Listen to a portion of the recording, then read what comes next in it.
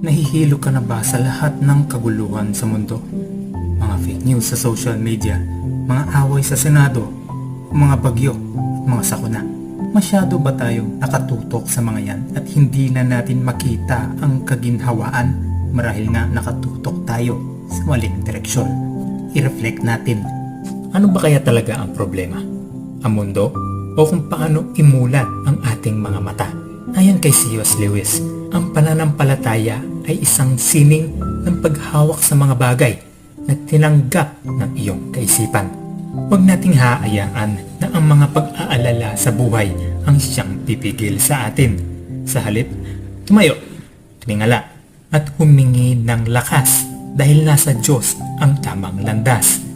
Manatiling mapagmatsyag, manalangin, at magtiwala sa plano ng sa itaas. God bless po.